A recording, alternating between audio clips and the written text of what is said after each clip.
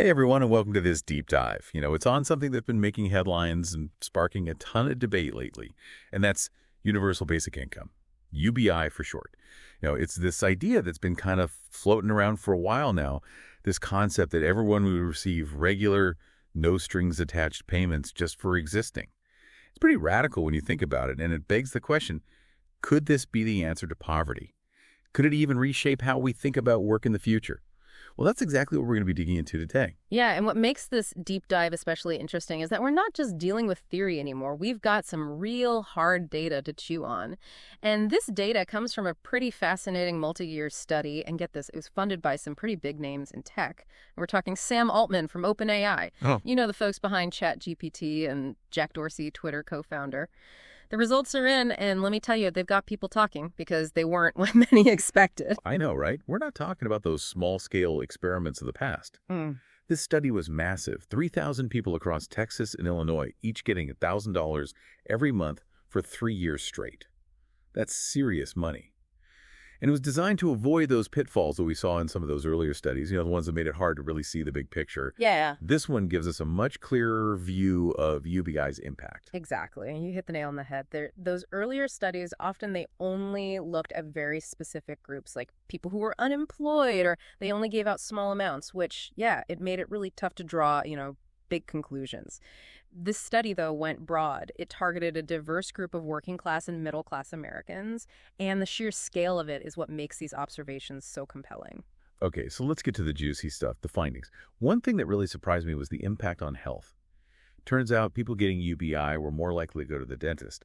And get this, they actually spent more on healthcare overall. Yeah, at first glance, you might think, wait a minute, that doesn't make sense right? But think about it. What this suggests is that this financial cushion, this security, it gave them the freedom to be more proactive about their health.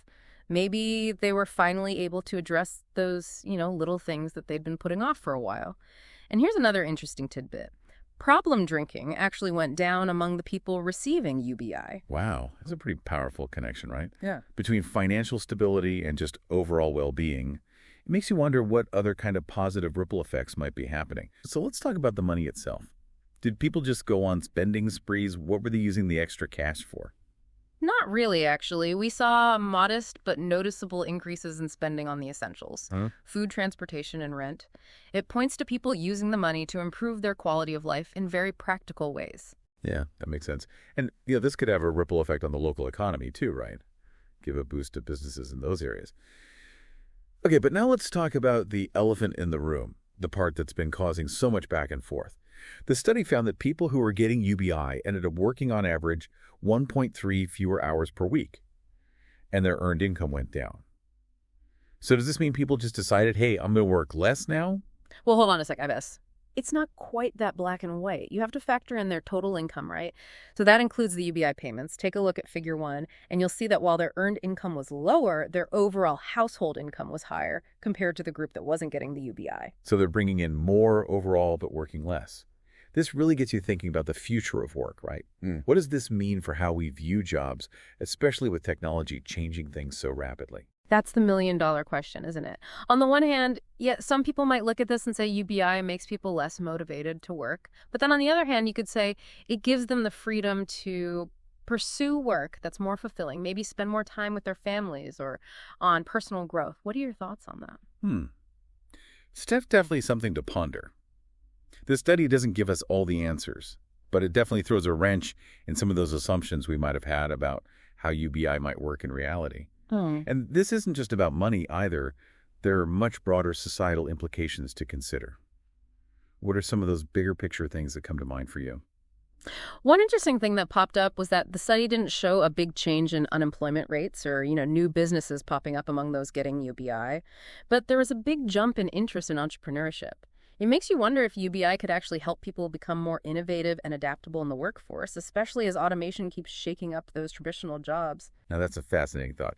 Could UBI be the key to helping people not just survive, but thrive in this rapidly changing job market?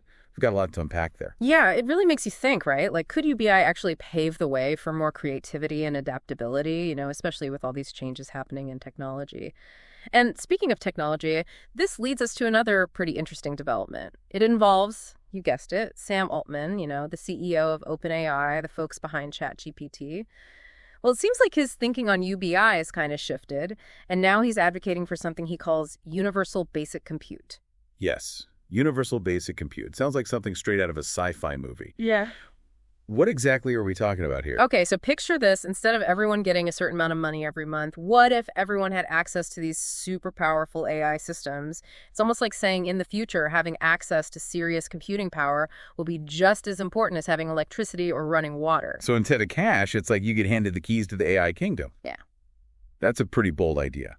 Why do you think he's making this shift? Well, if we think back to what we were talking about earlier about, the potential for AI to really disrupt the job market, it's possible that Altman sees AI as having an even bigger impact than we initially thought.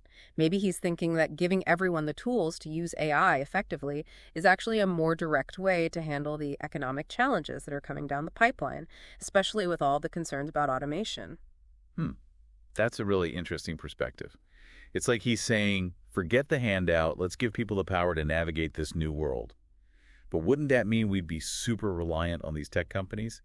Isn't that kind of risky? Yeah, that's a good point. It definitely raises questions about who's in control of these AI systems and how do we make sure everyone has equal access. And it's a complicated issue with a lot of angles to think about. Which is what makes these deep dives so important. Yeah. But we're not here to give you all the answers, but to really explore these ideas, challenge assumptions, and, help you come to your own conclusions. Yeah. Exactly. So how about we take a step back for a second and recap what we've learned?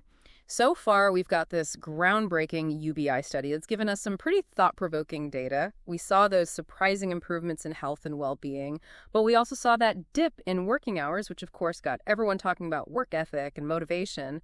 And then we explored, the possibility of UBI leading to more entrepreneurship and innovation.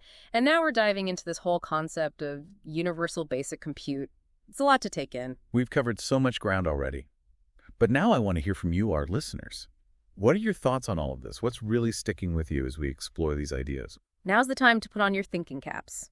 We've given you the facts, different perspectives, even some potential downsides. Now it's your turn to weigh the evidence, consider what it all means, and form your own opinions about UBI, the future of work, and even this whole idea of universal basic compute. It's pretty mind-blowing when you think about how fast the world is changing and how all these technological and societal shifts are making us rethink some of our most basic ideas about work income and the role technology plays in our lives. Yeah, it feels like a really defining moment, right? Like we're at this fork in the road, and the decisions we make now about, how we deal with all these changes, it's going to have a huge impact down the line. No doubt about it.